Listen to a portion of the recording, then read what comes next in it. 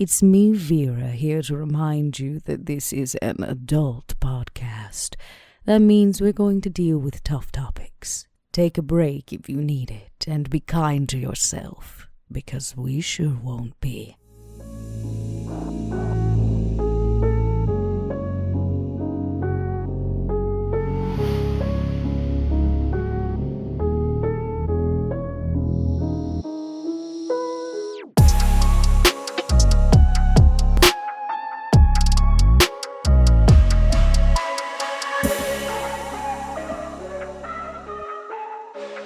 Hello, everybody, and welcome back to Stitch of Fate, a Vampire the Masquerade 5th edition podcast. As always, I am your storyteller, Mike Martin, joined by my four wonderful players, Mark, Bub, and Josh. Hello, hello, hello, and hello.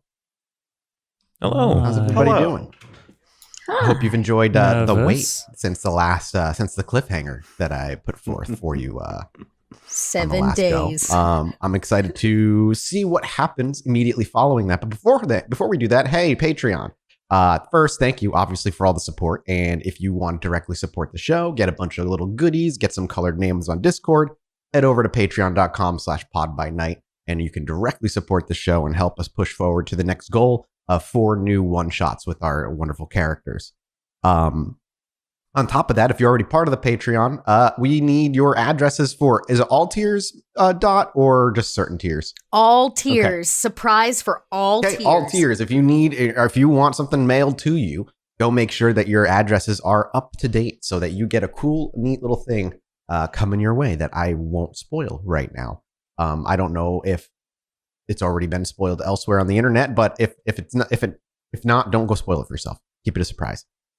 Beyond that, if you guys have been enjoying the show and you want to support us in a non-monetary way, drop a review on whatever podcasting app you're on. It's just that algorithm goodness that'll help the show reach ears that you have not already forced in our podcast into already. And it'll just continue to help us grow as our numbers continue to just get bigger and bigger, and more and more people enjoy the little story we're telling here. I think that's everything. Everything good? Thumbs up. Cool. That's everything. So then let's bring it in, arrange things in, and see what our coterie is up to. Immediately our ears were greeted with mid-tempo club music as the thinning floor of those who have this particular drink that had been handed out amongst those in this bar while Max and Sean were there seemed to be disappearing one at a time. As the camera comes in, we begin to focus. We pick up exactly where we left off. One of the triplets, the young boys somewhere maybe in their late teens to early 20s, with their arm around Sean, fingering the tattoo, as he called it, the brand of the Camarilla on Sean's chest, peeking through his typical ripped clothing garb. He simply asked where you got your work done. That's where we pick back up, with a wry smile across this boy's face, looking deeply into Sean's eyes. And Sean, how exactly do you respond to this? We'll call it an encounter. In the meanwhile, Max is off by the side, invisible to everybody's eye, keeping an eye on his boy and all the others. Sean, how do you reply? You don't really want to go where I got this. Oh, come on now. And he kind of pulls his index finger away from it, and his arm slings off of your shoulder as he takes a step back and looks you up and down. You telling me that I can't handle wherever you got your head tattoo? And he pulls his sleeve up, and you just see a full sleeve tattoo covering his left arm. Yeah, they don't use needles for this. It's more of a flaming rod of metal to get this baby. And believe me, you don't. It's not fun. He biting his lower lip for a moment. He gives you a chuckle before he says, "What? Like a farm in upstate New York?" Might as well be. He nods at that. Hey. Go ahead. What's your name? He shakes. He's like, now. That's too quick of a question. He looks at your drink. How much has Sean had any of the drink at all? Sean hasn't had any of the drink. Okay. He passed it off to... Oh, you passed it off? He passed it off That's right. I've got it.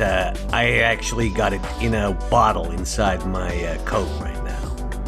That's right. You did. You slid it in a bottle. He actually looks you up and down. He's probably got an empty glass. Yeah, and it's in his completely hands, empty glass. And he said, now, about the question of his name. And he kind of holds up his finger. He's like, you got a special ticket in your hand. That thing cost you a pretty penny. Why don't you see exactly what that thing gets you, huh? I'm in for a ride tonight. He gives you a very wide grin, and he just gives you a nod to follow him. And he begins to walk. Do you follow?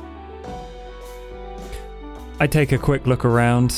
I know I can't see Max. I just go. Okay, so Sean, quickly looking over his shoulder both ways, takes kind of a quick deep breath and begins to follow. And as you move through the crowd, those in front of this man quickly part ways and make their way. Some of you seem to recognize him, smiling and waving, trying to get his attention, but he completely ignores them. Everybody who tries to maybe hand him a drink or pull him for a dance is quickly brushed off by the side. A pleasant word here, a hand on the face there. Everybody kind of gets a random treatment as long as they are able to move out of his way. You're brought to the back of the club, but not to the door that you saw Max or Sean, the one where you followed Stinky into. There's a door further to the corner over to the left that leads to a stairwell that leads upward. And as you begin to walk up the stairs, there's other people in this hall. There's security guards, you would imagine, plain clothes, just standing on the inside. As the door swings open and closed behind you, the club music kind of muffles, and you are slowly brought up the stairs to the second floor. Following that, I think it goes without saying I'm sticking to the kid like glue. Sure, absolutely. I imagine unless there's something preventing Max getting through the door, Max is going to be in tow. Yeah, just a little the old me and my shadow routine, Of course. Yeah. As the second floor comes, it also goes, and you are continued brought up the next flight of stairs. The quiet concrete halls and the music growing dimmer until eventually you do get to the third floor. There is a security guard standing in front of the door. There's a brief set of words before he steps to the side. Sean is let in first. I will need for Max, if he's going to try and slip in here, this is going to be kind of difficult as a single door with the security guard in front. A dex stealth check, please. As you are invisible, but you will still have to try and sneak in before he steps in front of the door, because once he blocks the door, Obfuscate has an issue working because there's nowhere for the security guard to go. Sure thing. Let's see. Dex stealth. All right. Wow. What a roll. Through? 4, 5, 6. With 6 successes, as the door swings open, Max, you realize there's not going to be a lot of time for you here to slide through. So even before Sean has a chance to even get through, you step in front, and as this door cracks open, the door actually would swings open slightly faster than it normally would as Max kind of presses his body through and slides through the door before Sean moves in. Nobody notices, obviously, as Max is able to slip through very quietly and quickly, followed by Sean, and then by the one of the triplets thereafter.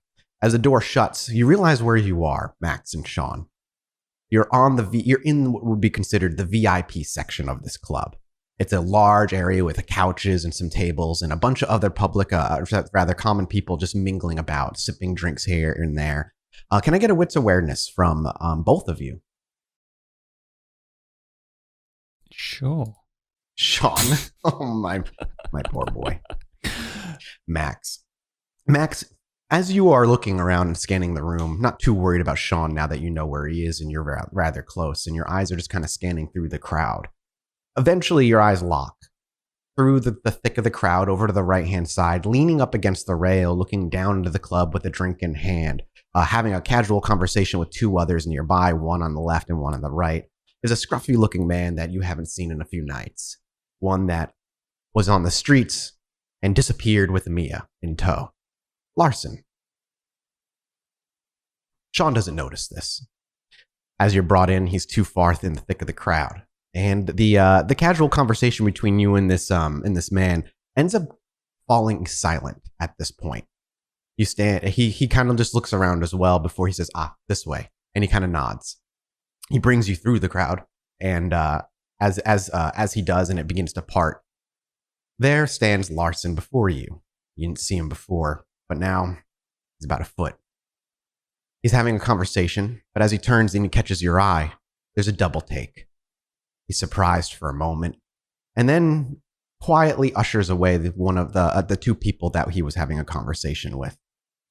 One of the triplet brings him over and places a hand on the back of Larson, and he says, "This one had a drink," and he kind of nods his head, and Larson just simply puts his hand up and shakes his, "You can go." He walks away, and Larson actually just motions for you to lean up on the railing. Sean just kind of stands there in front of him. He doesn't move. He certainly doesn't lean up on the railing.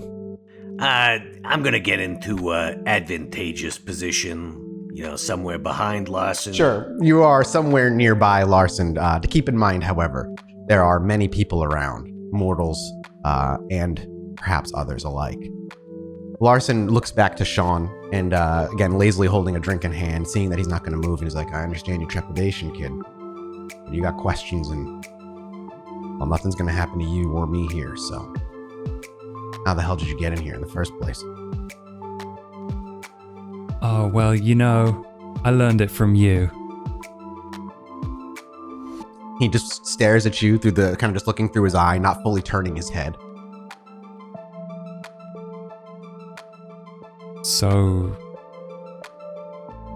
I got the drink. What's so special going on back here? I'm supposed to be having a present, a VIP treatment? What have you got for me? He once again kind of just gestures to the railing. He's like, let's relax, let's talk. And I'm trying to answer as many questions for you as I can. I owe you that much.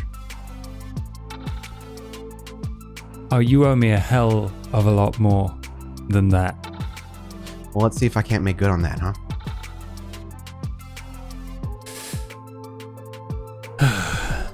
You are my child, after all. Are you proud of me? You're still alive, so yes. Good. He's gonna put one hand on the railing and just kind of lean, and take out a cigarette. And he's just gonna light up inside. And as you kind of just light up inside, he doesn't stop you nor give you any dirty look. And he watches you take your first drag. Dealer's choice. What do you want to tell me first? I don't even know where to start, kid. Can I ask you a question? Shoot. Are you happy with how things are going? And I don't mean that in the... what happened between us a few nights ago case. I mean, are you happy with the Camarilla? As he then kind of, his gaze does go from your eyes to your chest. Let me see. I got their emblem burned into my chest. They look as if they accidentally stepped on me in the street and I'm giving off a bad smell. And was recently told I gotta kill a couple of people. So, no, not really. He nods as his gaze breaks from you and he gazes back down to the dance floor. A few moments pass as he seems to just kind of take it in. He brings his drink up from his lazy grasp and takes a sip from it. He looks back to you afterward. Me either, man. Me either. My family to them is a tool. Something to use to threaten me and keep me in line. A way to keep me controlled. I took the Primogen seat because I thought it would help our kind. Keep us safe. But, yeah, it didn't work out that way. And so, I tried to make a change. Failed, and here we are. I'm still alive and you're still alive, though. Is the prince still alive? As he says, I'm still alive, Max is just sort of reaching for his neck. The camera like kind of catches it just for a moment before, we see Max vanish because no one can actually see Max right now. Yeah, and in his head, it's just like, this prick is all buddy-buddy with Gustav. All right. None of that is said out loud. Of course. All internal monologue. Mm-hmm. Yeah, well, that's all well and good. I'm dead curious, though. What happened a couple of nights ago? Meer cut her bonds, disappeared with you. Blood sorcery.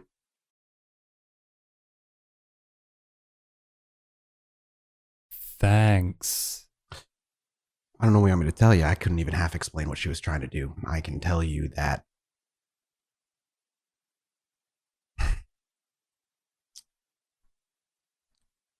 Sean, come with me. And he pushes himself up from that relaxed position. He makes a gesture to a couple of others and some security guards follow and come to his side. You're brought to a room on that floor. You're not brought downstairs or a secret fourth upstairs, but there is a small room. One might consider it an office. He opens the door and inside, while maybe the size of an office, it's more decorated for relaxation. A smaller, maybe even more private VIP room, Sean might think. Couches line the walls, there's a couple of chairs, and you can smell some incense burning about. A real different vibe compared to the club outside.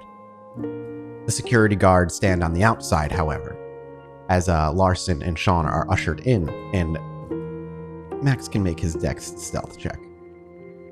Ooh, 2. Would you like to re-roll 3 of those? I sure would. There you go.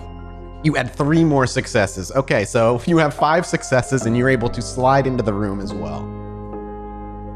It's just Sean, Larson, and unbeknownst to both of them, Max. Larson makes his way over to a chair and comfortably sits down, leaving a nearby table, placing the remainder of whatever drink he is drinking there. He gestures to the many open seats for you to sit down, Sean. He sits down and continues to look unimpressed. Yeah. You said the Camarilla, they treat you like shit, right? Kind of side-eye you, step on you, use you as a tool, an excuse, a scapegoat for all the wrongdoings. There's many actually out there. I don't know if you've run into them yet, who blame us for our kind, rather, not us particularly, for bad nights. We're a sign. Did you know that? No, not really. Yeah, they probably don't want to say it to your face, but there are a few out there who believe we are a literal sign of the end times. And he says that with a breathy chuckle as he reaches for his drink and takes a sip. You know how hard that is to deal with when you're trying to make governmental laws for a city amongst your own safety, and even those on your council, those of your equal, look at you and disregard any opinion you have because to them, you're a plague. You're an end sign. How am I supposed to do anything with that? And then when you look outside of this whole thing,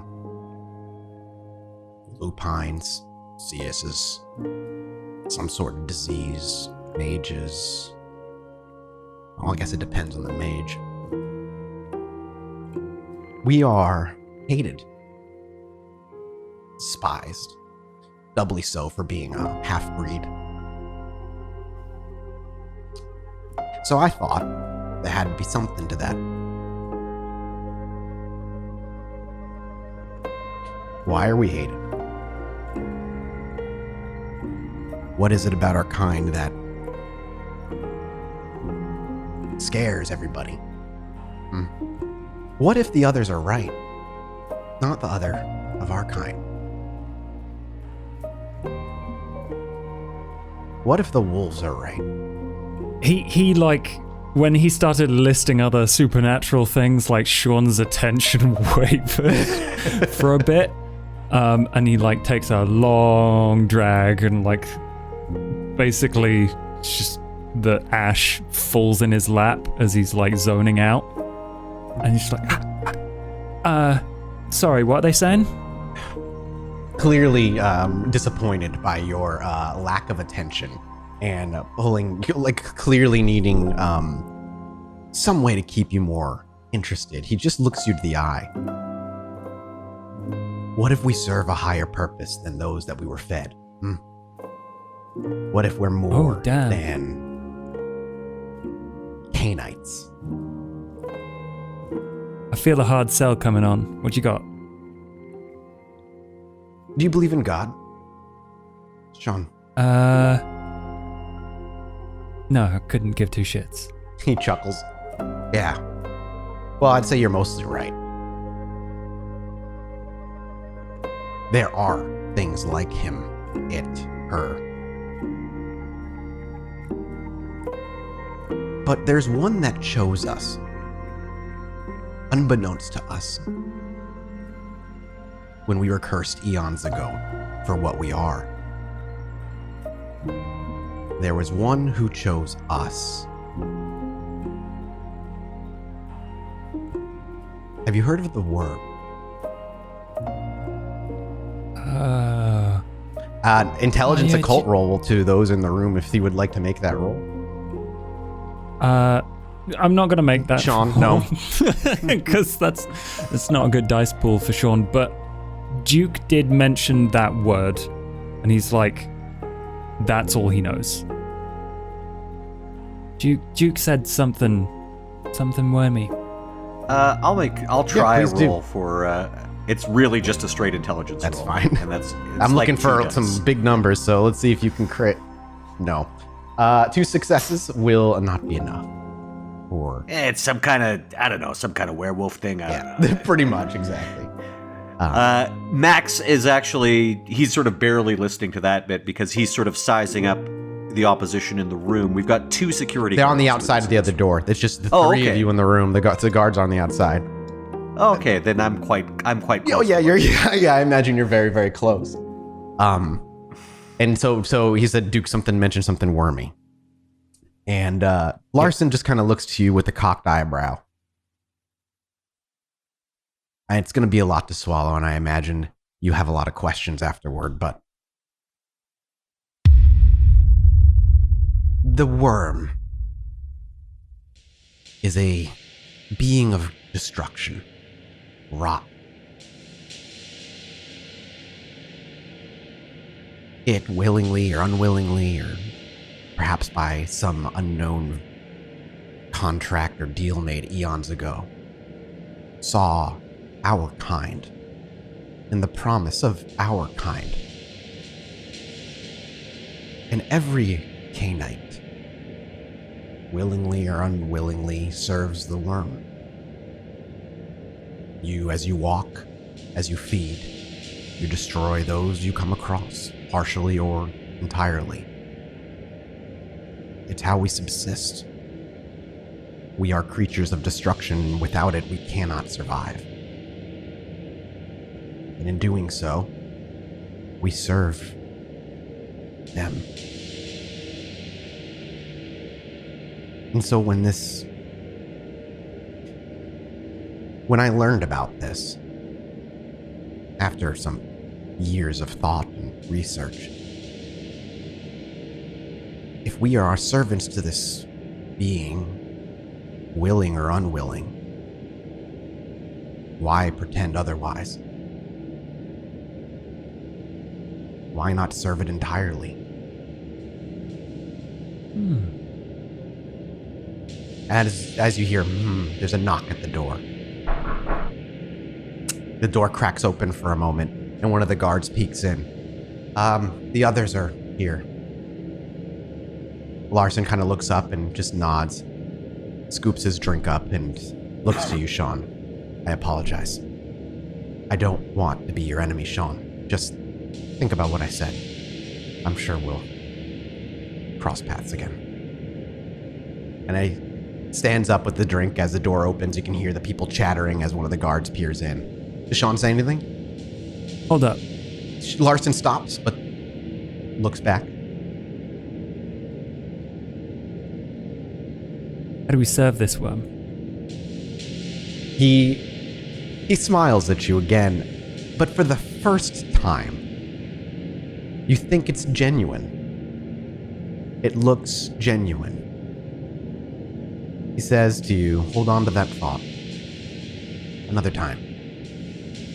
Behind him, Max has his fingers just sort of like almost wrapped around his head and is just sort of mentally clocking this moment, and to himself is thinking like, yeah, just remember this, because I think I'm going to regret not crushing his skull like a melon right now. Just like, yeah. It's there, and Max knows he could just end it. It would remove a problem instantly. Sure, there'd be chaos in the club, but you truly weigh whether it's worth it or not in this moment. And as Larson takes a step away, what do we see Max do? Max just sort of pulls his fingers back and like, okay, get the lay of the land. And Larson steps out. The door shuts, leaving Sean seemingly alone, but Max being there. Actually, Max is going to tail Larson. All right, so Sean is alone, and as the camera follows Max out the door and the door shuts, Larson is actually brought into the middle of the VIP room. Two of the two other twins or rather the triplets are there with guests by their side with their drinks half drank and one other one fully drunk. Can I get a wits awareness from Max alone, please? Sean, how long would you stay in this room by your lonesome? If there's literally nothing in here, he's gonna like take a look around the room, Sure. See if there's anything important. Otherwise, he's gonna take 5 minutes. And then you just leave. take some time and look around for anything of value or intrigue. But there is nothing. I'll have you make a roll. Actually, hang on one second. Let's get back to Max. I don't want to sidetrack too much because you could find something here. That is 3 successes. The two that are by the other triplet sides, the ones with the drinks, mostly drank and half drank, look. Max might even say, not comatose, but they look dead inside. They stare blankly ahead. There's very little going on with them in recognition to their surroundings, where, you know, the rest around them are having conversations and enjoying the music. The two with the drinks in their hand just kind of blankly stare ahead as Larson is brought into this group of people of about 5 or 6, and there's conversation. He has he lets them know to bring the two that are with them with the triplets back downstairs with the others, wherever that may be. And he says that he'll be meeting them later that night as he has other business to attend to with the club before closing it down. The question I guess I have for Max is, will he tail Larson continually, or will he break apart at this moment and try and follow the others, or will he? What would Max do at this point? It looks like, it's by the sounds of the conversation, should I say, it seems like Larson's getting ready to deal with a lot of bureaucracy of the club for the evening. Special guests, maybe closing it out, blah, blah, blah. Where these others are being brought elsewhere, and Sean is in the room behind. I think tailing the others. However, just going from what you described as the manner that these people who've drank 100%. The drinks. Now, Max, of course, immediately leapt to the conclusion that Gustav was somehow involved because he hates Gustav, and Gustav is responsible for everything bad. Of course. And the theory he was working from was maybe somehow Gustav was trying to like mass ghoulify people. Somebody, I don't recognize this as similar to what, because I've had ghouls, I've seen certainly, but ghouls. You also don't know. While that could even still be necessarily true, if that's true, they're mixing stuff. There's a big drink they're drinking, so even if there's potentially Gustav blood in there, who's to say whatever else is in there isn't also causing whatever the case may be. Okay, but this is not a normal thing for a ghoul to just kind of stare blankly and be quiet. Okay, yeah, I'm gonna tail the others. And we watch then as these others are brought, knowing full well that Max is in tow. Max, you won't need to make a deck stealth check at this point because there's no more super private rooms that they're ending up being brought to. These other two are brought to the 2nd floor. Down here, there's a few different kind of private rooms that you can either you can kind of rent out basically for a small party, bachelorette, bachelor, whatever you want to call it. And in one of these rooms, these are brought in. these two people are brought in. And as Max follows them in, and the music gets more muted on the outside again as the door shuts, and the two triplets leave them there and walk away. Max, what you see is a room of these people.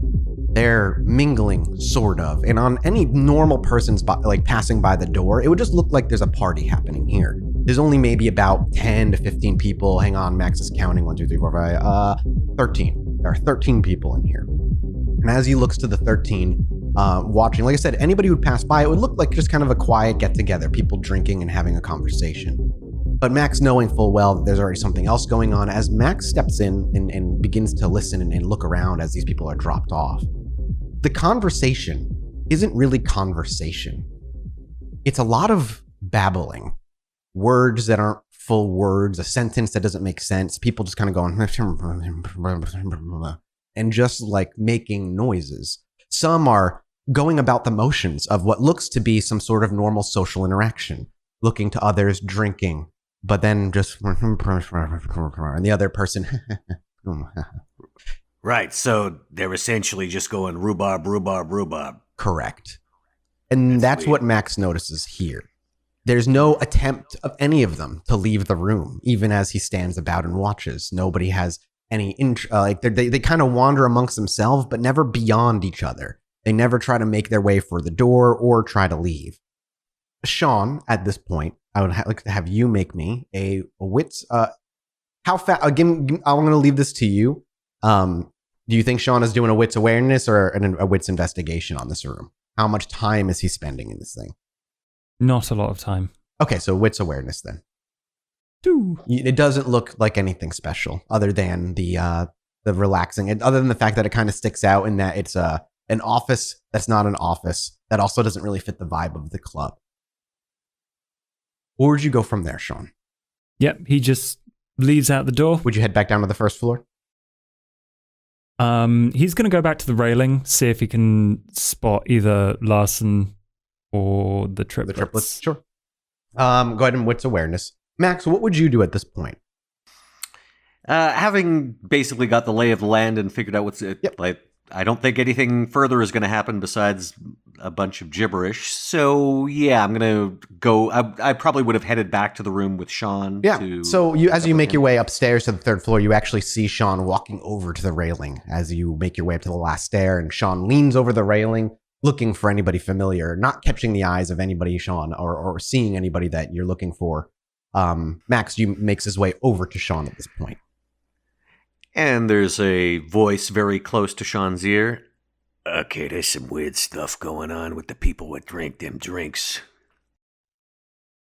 Yeah, that makes sense. Also, I'm sorry that we didn't just kind of crack his head open. Yeah, well, you want to get him alone again? You think that's a good idea? Seemed like it might upset the whole apple cart, you know what I'm saying? Yeah, Daddy wants to spill his secrets. Yeah, I think we can get more out of him. You did good playing along. Maybe, I don't know, ask him more about how to get the salvation of the worm, or ask him for a pamphlet or whatever. Oh, man. Sean stubs his cigarette on the railing and leaves it there. Yeah, keeps an eye out for Larson. The night would go on looking for Larson, but eventually realizing that you're never going to catch eyes with him anymore for the, at least on the club floor. Eventually, you'll need to make your way back home before sunrise. I imagine you do so.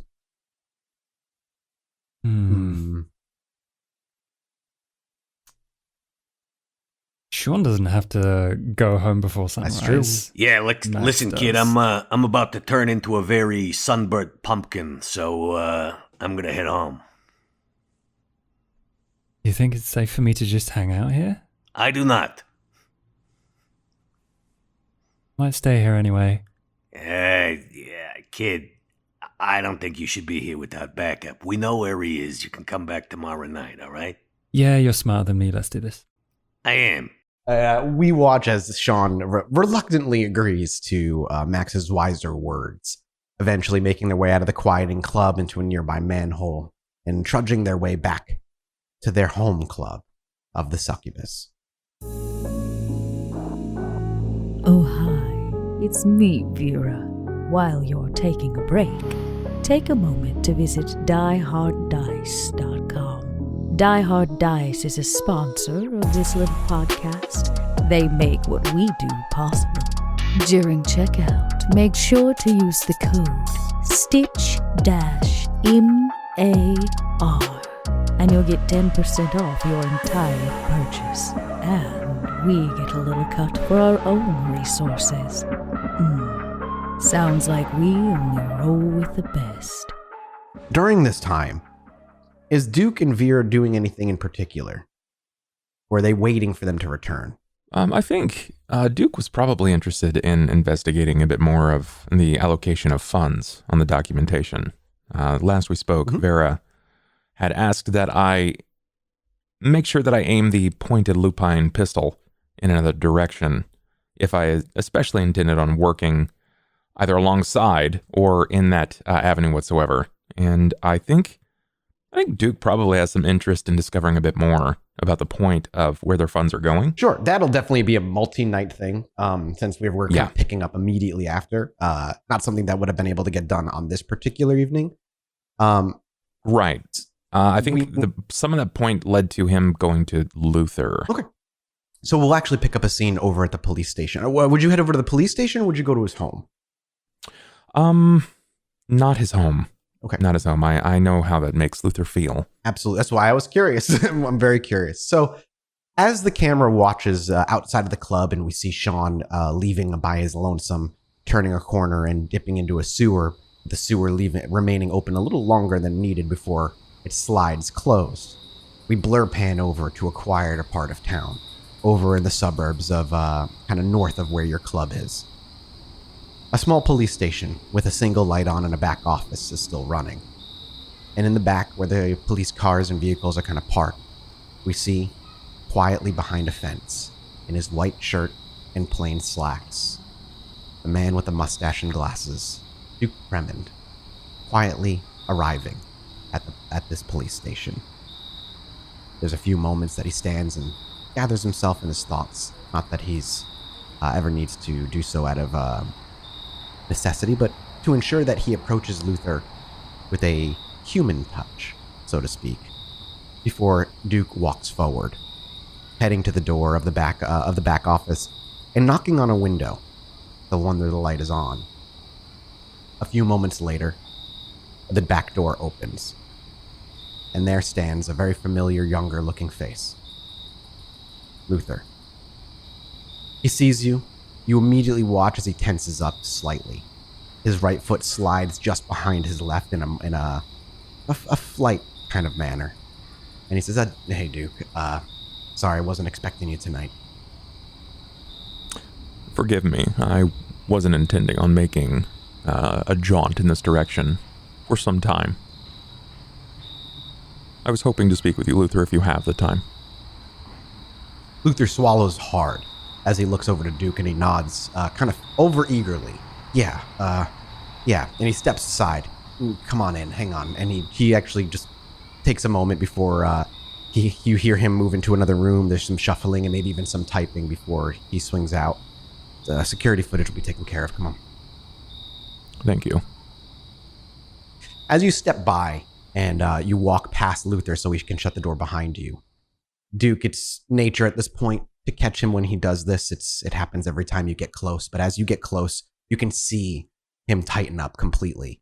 His right fist clenching up into, or rather his right hand clenching up into a tight fist, and you can hear him hold his breath as you walk by. And as soon as you step by in that last step, you can hear his breath release, and then he shuts the door, locks it behind him, turns to you and brings you into his office. He gestures for you to sit in the same chair you sit in every single time you arrive, and he flops out a couple of envelopes and tucks away a few of the papers he was working on. He neatens up his desk and puts a pen in his hand and grabs an empty notebook before he looks up. He's like, so what can I help you with tonight? I've decided to take some more milder interests in some of the gang activity recently around our town. And He begins to scribble loudly, pen on paper. I've discovered that there is some interesting activity in regards to some of our local mobs. He nods and he lets out a little bit of a laugh before he looks up to you and then almost remembers who he's talking to, and that laugh immediately dies. And he almost catches himself. He's like, yeah, when aren't they doing something kind of sketchy? I was hoping that you might be able to inform me of some of their more benign actions, something that might pass over the eyes of a normal purviewed vision. You hear the pen kind of plop onto the paper with that kind of that loud thwack before he sighs, and he looks up and he reaches into his front pocket and pulls out a cigarette, already kind of a quarter smoked, before he pops it and lights it up. It takes a drag. It's gonna take some time. Just surface instances. There have been some shifts in the mob recently. I've discovered that some have gone into control of others.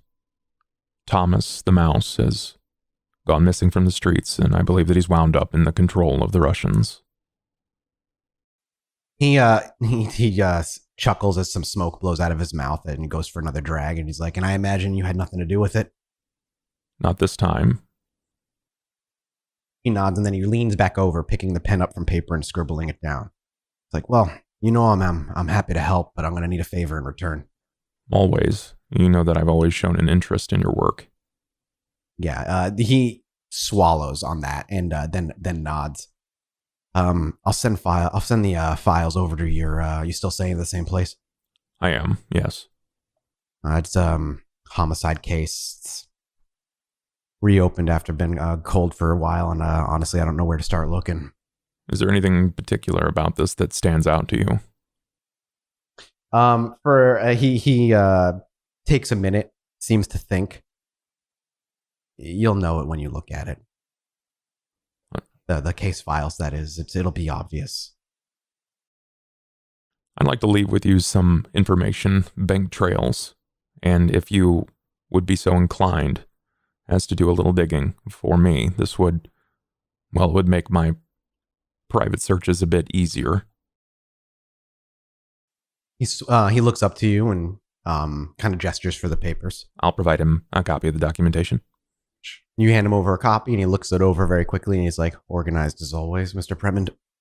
Thank you. I guess I'm a creature of habit. There is no reply. He looked like he was going to say something, but didn't.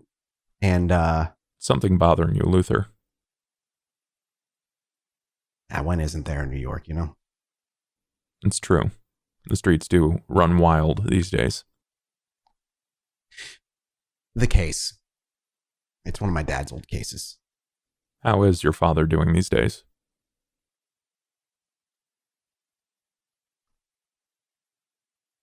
When he's present, I can,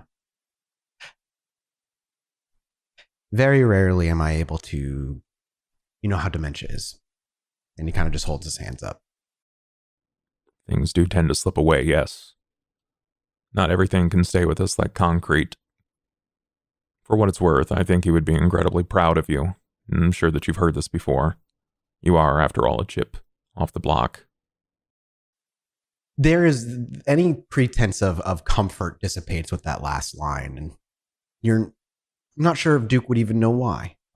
However, as he looks over and he's like, yeah, it was good to see you, Mr. Premind. I appreciate the help, and I'll do what I can for you. If any more cases come to light, I would be happy to take a look. You know that puzzles interest me. Yeah, of course. I gotta get back to work. And he just kind of starts pulling the papers that he put off to the side while you arrive back on the desk. Taking the notes that he had, rips a paper out of it and folds it up a few times before sticking it in his front pocket right behind the box of cigarettes. And begins to kind of busy himself with work and immediately pretending like you're no longer there. Upon my exit, I'll ask again, just to reassess. And again, the footage will be scrubbed, correct? He gives you a nod, promise. I would lose my job too. Much appreciated. Luther, you have a good evening. You too, Mr. Prement. And I'll leave. And we watch as the camera stays on the inside of the police office. And as the back door clicks shut, the scene immediately shifts to the club, where the whole coterie slowly trickles together.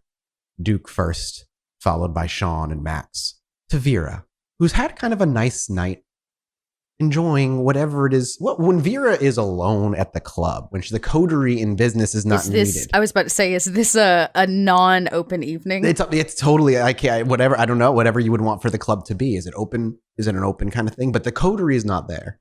Well, then Vera's doing what she always does, which is drinking vodka and smoking a cigar in the VIP lounge. Then watching that's where these you mortals have spent your night. And you've got to enjoy an entire evening of barely any business, barring the beginning of it. And then when Duke left and you got to enjoy yourself, a few hours of just enjoying mortals entertaining you as you enjoy a cigar. But as the night comes to a close, I imagine Duke doesn't bother her unless he feels it's massively important. Duke would just inform Vera that he's expecting a package from the precinct. Great. Vera turns around to the old man. John, package, Duke. Package, yes. Package, yes. And he kind of goes off to the side and he goes and scribbles something down. Yeah. And then he kind of shuffles back over and providing you with a new bottle of vodka. Thank you. And then shortly after, then Sean and Max arrive. So as Vera's in her VIP room, after Duke had stepped up to let her know that he had arrived, only moments later do Sean and Max also return, disrupting the relaxing evening that Vera thought she might have a few hours left of. Eventually, I imagine you'd all find yourselves down in the blood room to talk business. Are we going to do this in front of our new art installation? Where would you like to have this conversation? Oh. I think Duke would probably extend the offer for his private room. It is rather clean, fairly, honestly, probably surgical. So it's always open and available. It's creepy, but we can go in there. It is a proper staging center, and I have recently acquired more seating since I've discovered that Sean tends to bring an entourage wherever he assembles himself. Oh, yes. Okay, I'll meet you there. I'm going to go collect Max Jr. Very well. Max slinks away, and the rest of the coterie sort of separate, maybe barring Vera for a moment. I will follow for now. Noticing that there was something lingering with Vera, I think Duke would probably wait at the top of the steps. Wouldn't be long before Vera strides over. Vera, Well, we can't have the meeting in the hallway. you're not wrong, but I've sensed some apprehension. A simple misinterpretation, Duke. Very well. This way, then. And he leads. Max will appear with Max Jr. perched on his shoulder. The incredibly toned and muscular cat purring away, nudging his furless face. And he's giving him some, some tender victuals or something, some little cat treats. And he's lapping it up, and he's got that whole like purr as he chews at the same time happening. What about Sean? When does he just arrive as he's going to be on his phone, clearly texting someone, as he just kind of wanders in and sits down in a corner. As Vera approaches the room, then seeing Max go in, Sean head in, Duke goes in. Then, as you approach the door frame, Vera, memories obviously flood back. You can't help yourself, I imagine. What thoughts are going through Vera's mind as she approaches the doorway to Duke's little private room? I imagine she has to take a beat before she can actually cross the threshold, like into the dressing room, and maybe she runs a fingernail down the door where a sign used to be that said dressing room, ballerinas.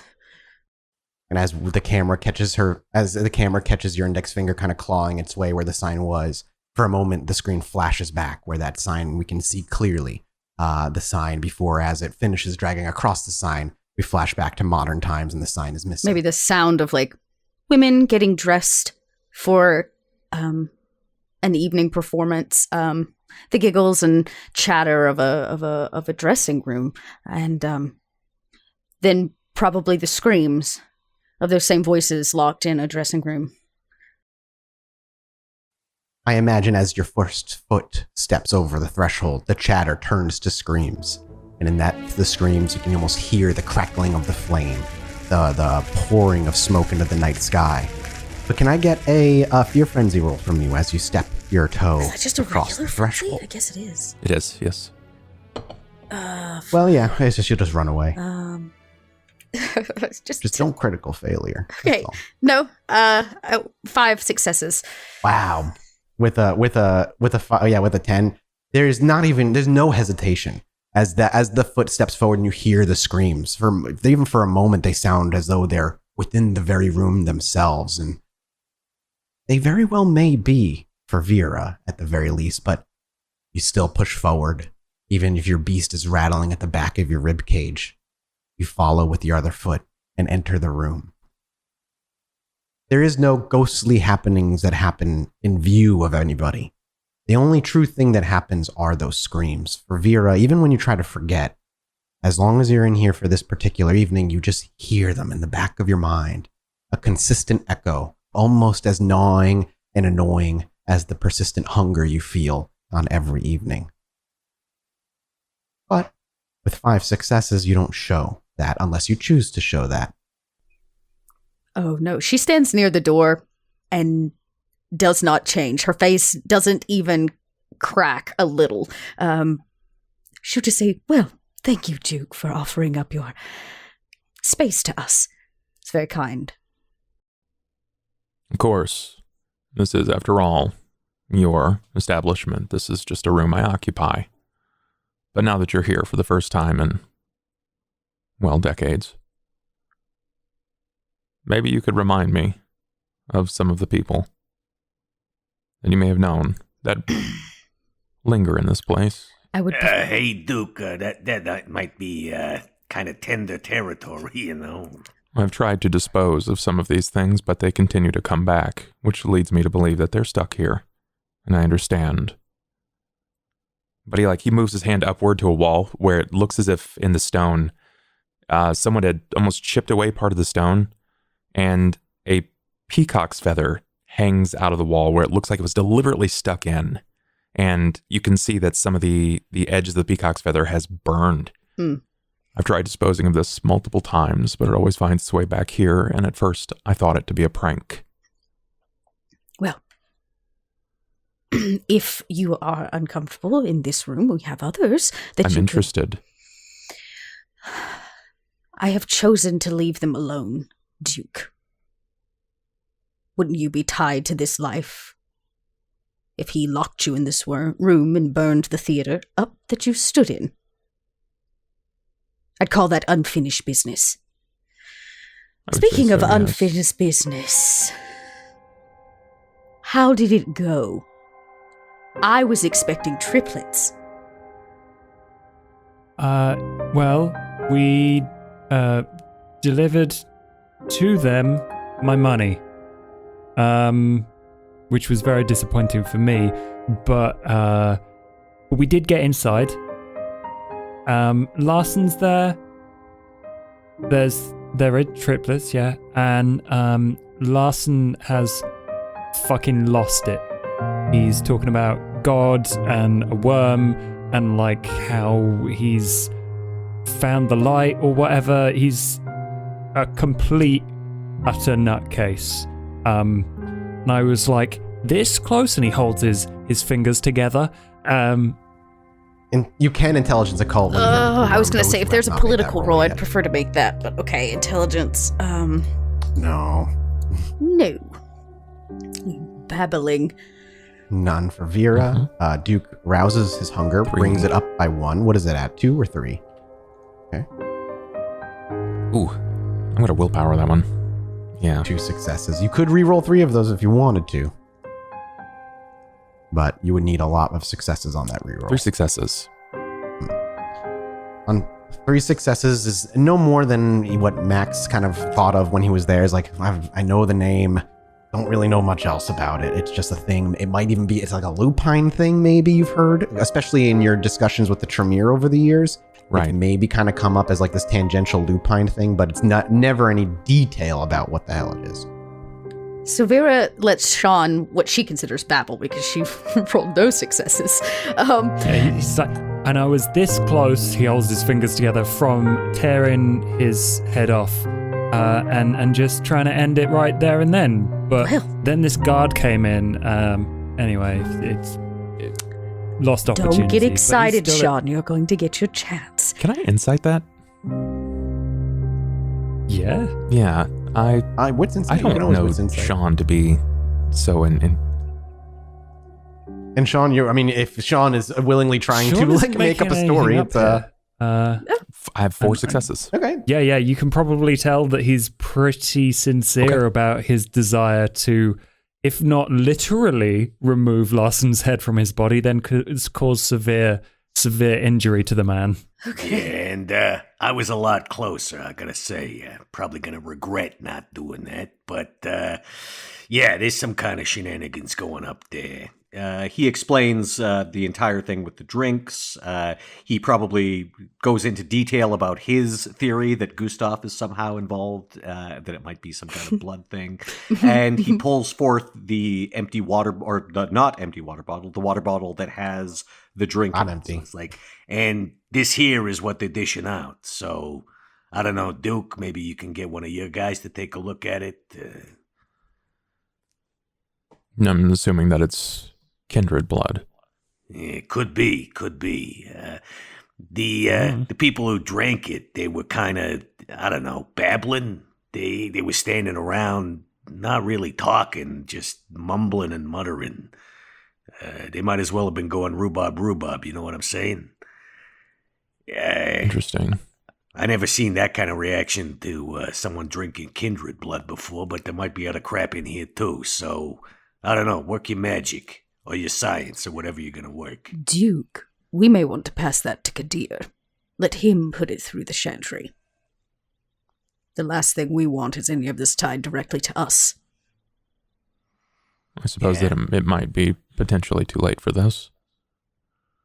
Johan was tied very tightly to me. And I have a few other contacts at the chantry.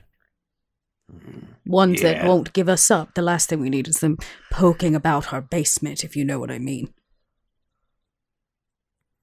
I suppose it's worth mentioning to Kadir. Yeah, I think it's probably best to be up front with the sheriff at this point, you know?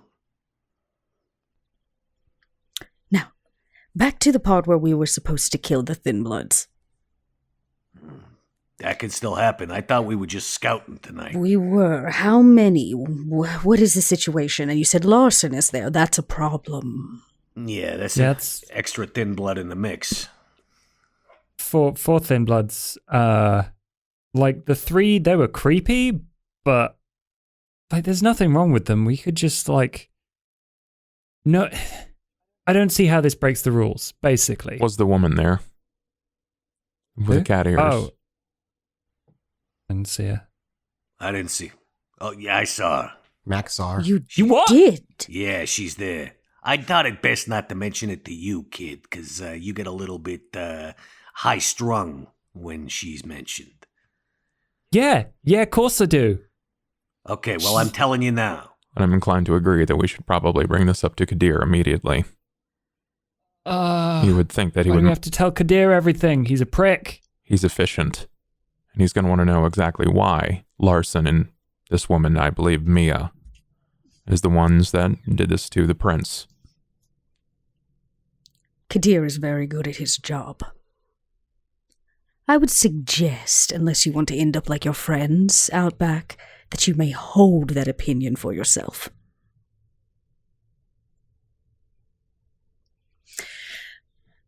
Okay. We need to fill Kadir in on a few things. Imagine he's busy, but we haven't upheld our end of the bargain yet. Does he have a way we get in contact with him, Mathas?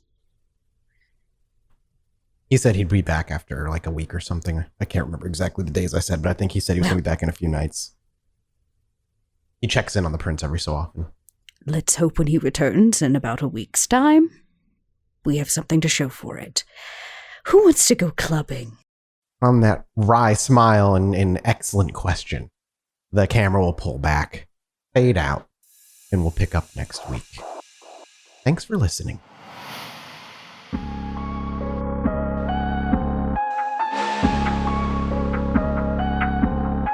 Hey, it's Sean. Now, I'm sure you've heard Vera say no phones, but if we're going to break 1 billion followers, then I'm going to need you to do me a little favour.